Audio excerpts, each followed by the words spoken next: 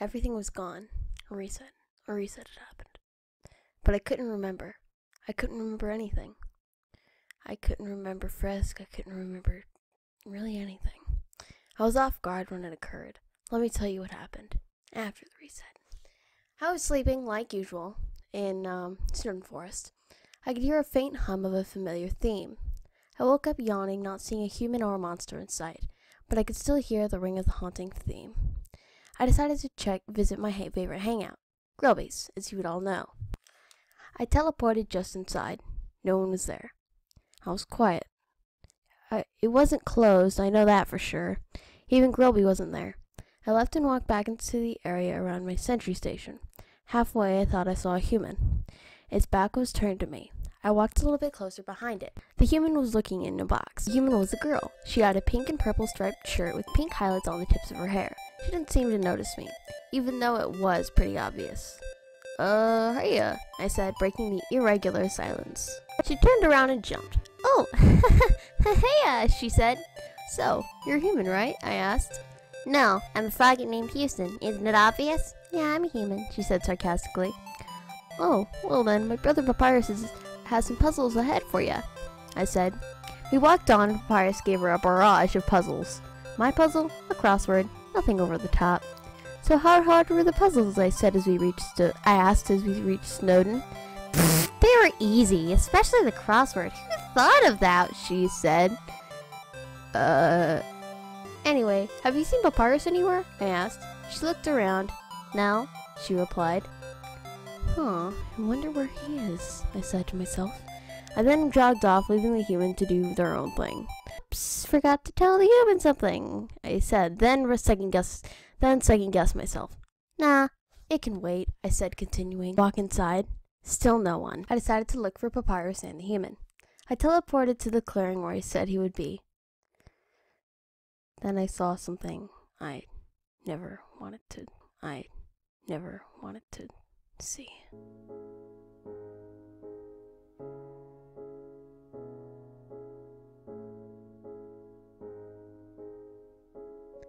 There was a red scarf in the snow with a pile of dust laying on it. There was a smaller pile of dust next to it. My soul, or heart, dropped. Papyrus?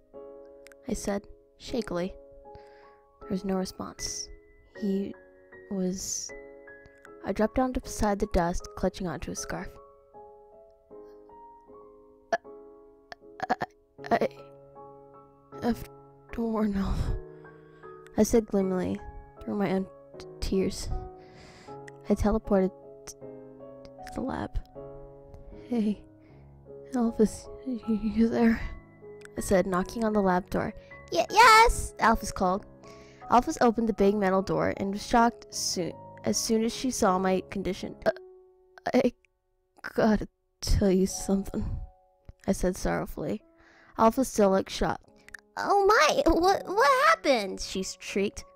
Papyrus, human, you get the gist, I said.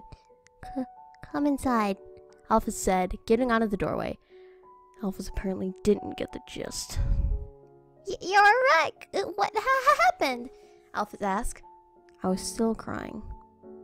Like most would have guessed. The human came and I said weakly, burying my face into Papyrus' scarf. I didn't want to finish the sentence. I didn't want to remember. Oh, Alphys said, putting her head down. We were silent for a good 5 minutes. Hey, where's Undyne? Alphys' eyes widened. Undyne! Alphys screeched. She started pacing in worry. Huh? Wait, is she fighting the human? I yelped. Undyne went to find human, Alphys said gloomily. That means they'll be here soon, I said. While they're fighting, we should evacuate who we can, Alphys stuttered, hoping Undyne would be okay. Yeah, wait, what about, mates? I asked. We'll evacuate them too, Alphys said. Okay, I said. I wrapped Papyrus' scarf around my neck. Let's go, I said as we walked toward the True Lab door. We entered it. It was really dusty. It seemed no one had been down there in years. Huh. Creepy. You ever clean down here? I asked. I haven't been down here in a while, Alphys answered. We heard a faint knock. It sounded like it was coming from the front lab door. Hey, did you hear that? I asked, wondering if it was just my imagination. Yes, I do! Alphys yelped and hid behind its box. I have to look for something, I said and quickly teleported away. This human was strong. I looked around and finally found the little red vial Alphys kept hidden. Hey, over here! A tiny voice called. I ignored it. I teleported back to Alphys, ready to evacuate the other monsters. Alphys turned around. Eep! Alphys exclaimed, not expecting me to be there. There was a red soul peeking from around a corner at me. What is that? I yelped, not knowing why the little soul was staring at me. What's what? Alphys said, tilting her head at me. Never mind. Where are the amalgamates? I asked as the soul crept away from the corner. I stepped into the castle, Alphys answered. All right, let's go, I said as we walked toward the door. We heard a thump on the front door of the lab. Ow! The voice behind the door rang. Hear that? He asked, already knowing the answer. Yes, Alphys said. There was another thump at the door. I think we should leave. Now, I said. There was once again another thump. Alphys ran to the back door and opened it. We both ran out and closed the door. We heard the front door break. Arr! You kidding me? The voice yelled. Okay, Alphys, I said and grabbed her. We're taking a shortcut, I said, and then teleported to MTT Rose, dizzy after, but she shook her head, getting rid of the dizziness. Let's evacuate everyone and go. Alphys nodded. Hey everyone, there's a genocidal human on the loose, and hurry before they get here, I yelled. Me blankly. Yeah. Ditto, Alphys said. Everyone quickly ran out. I needed to sit down. I walked over to a bench and sat down. To the castle, Alphys urged. Aw, come on, Alphys. Just give me a minute, I said, leaning back on the bench. Alright. Alphys finally agreed, I said. A voice called. I quickly turned to the door, seeing the human opening the door, and they burst in. I have conquered the doors! The human triumphed. She didn't seem to notice us. Alph, we gotta go, I whispered. Yeah, Alphys said as we crept over to the other door, the back door. I opened the door and we ran out. The human heard the door close and ran after us. I got tired after we were a few yards away from MTT Resort. The human seemed to be tired and she collapsed to the floor. Well, we can end this now, I said, feeling my eye begin to flare. Wait! A familiar voice called. The red soul flew through the MTT Resort walls. That's not gonna stop her. She'll just reset and come back, the soul said, flying in front of Betty. I got the human's name when she wrote it on the crossword. If you really wanted to defeat her, take her to Asgore, then get her, the soul said. Who the heck are you? I asked. What do you mean? Oh, you don't remember me. Well, I'll leave. Floating back to where she came from. Hey, wait, I started, but she was already gone. Betty was still unconscious. I decided to reject the soul's warning. I blasted Betty, defeating her. Shortly after, she burst out of the door again. Betty laughed. I was tired. The soul quickly came back and yelled, I told you! Huh? I said, getting sleepier. Who to take out first? Comedian or nerd? Betty said, thinking. I'll take the nerd for now. Betty said, smiling as she turned her soul into a spear, aiming it at Alphys. I was getting more tired by the second. The little soul started waving a flag. It was familiar, but it didn't catch a memory. Come on, don't you recognize it? Come on! The soul yelled, flailing the flag. I was really too tired to care. Just let her kill me so that I can be with Papyrus, I said, slowly falling asleep. When I turned, there was what seemed to be an outline of Papyrus. You good now? Good. Now go! The soul said. I jolted awake. You have a psychopath to kill. Make unconscious, the soul said proudly. Betty was just awkwardly watching our conversation. Whoever or whatever you are, you're right, I said, getting up from sitting. You can't kill her until we get to the castle. Just make her unconscious. Oh, also, don't look to your right, the soul said. Curiosity took over, and I looked over, but the soul quickly blocked my view with a black screen. "What is it?" I asked. "No looking until after the battle," the soul said. I put a blaster to its face. "Tell me," I said sternly. "Watch out!" the soul yelped, putting a shield around me. As soon as the shield went up, a white spear bounced off of it. "I'm not that rusty," the soul said, keeping the shield there. "Who even are you?" I asked loudly. An outline went around the soul. The soul's outline had a periwinkle and purplish striped sweater. She had short brown hair with brown eyes. "Of course you wouldn't remember. You had a human soul. Me, Frisk," Frisk said. The name rang a bell, but no memories came. I decided to not worry about it until later and moved the gas blaster to Betty instead of Frisk and fired. She dodged. I made Betty's soul blue and threw her around. "Nice work," Frisk said. I kept Betty in the air for a bit before dropping her. "Oh no, matey, matey!" Frisk said. I noticed the papyrus outline. It turned into a baby papyrus outline? What? I said, turning my attention to the papyrus. "No time to explain. Old timelines are connecting with this one. You are not remembering, and you not remembering is unbalancing them," Frisk said. Another spear bounced off of the shield. I turned my attention back to Betty.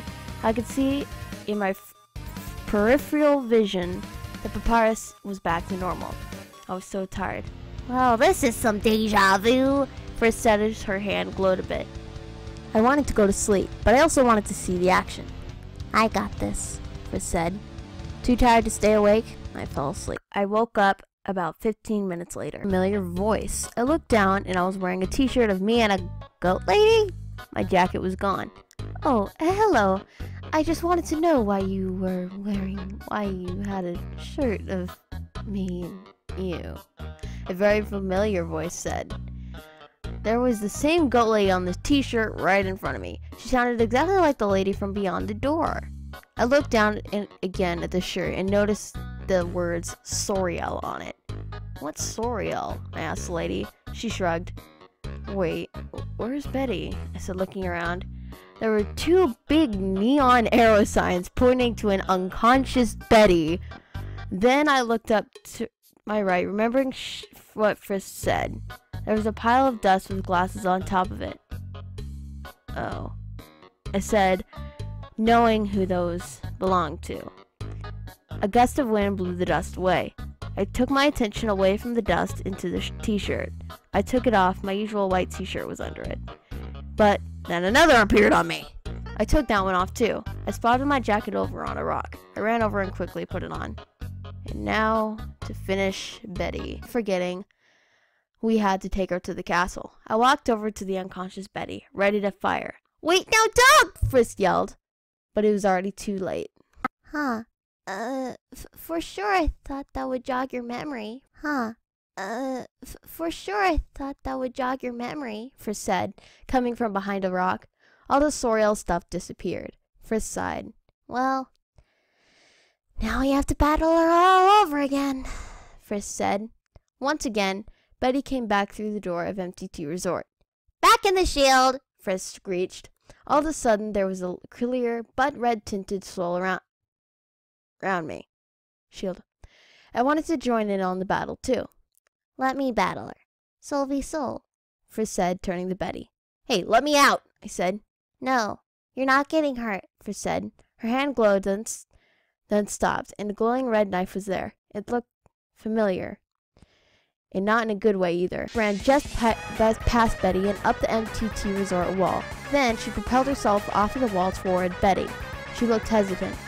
Betty blocked it with her spear, and Frisk landed on the ground like a cat landing on all fours. She looked down at the weapon, and it changed into a sword, similar to a Chaos Saber but different. Frisk started slashing at Betty with her new weapon. Betty kept on dodging and blocking the attacks. My head started to hurt a bit. The knife looked so familiar, but I couldn't quite catch it. Frisk continued keeping Betty's attention off of me and slashing. Soon the two were a sword to spear, pushing to see who was stronger. My head really started hurting now from all the sounds. I put my hand on my head, trying to ease the pain. Frisk punched Betty in the gut with her free hand. Betty quickly got up and lunged at her. Frisk dodged and took the time in between to kick her in the stomach, making her unconscious. Frisk said. The sword in her hand disappeared. Frisk turned to me, saw my condition, and then ran over. Are you okay? Are you okay? Frisk said, worried. My head still hurt. I fell unconscious. I could hear a little before I went down. Frisk looked very, very alarmed. I need to jog the memory completely, or I don't know. I'm new to this kind of thing. Where's the soul power manual when you need one? Frisk said before I went to my unconscious slumber. I felt something sprinkle on my soul, and I woke up. I remembered things. Negative things. Negative things about the girl standing before me. Remember anything? Frisk asked, still looking worried. You killed him, I said, telling her what I remembered. I was hoping that wouldn't pop up. I still regret it. I regret it a lot. Frisk said quietly. So, I have 2 killers to take care of, I said. My eye glowed. What? Oh. Frisk said. She seemed to have realized something.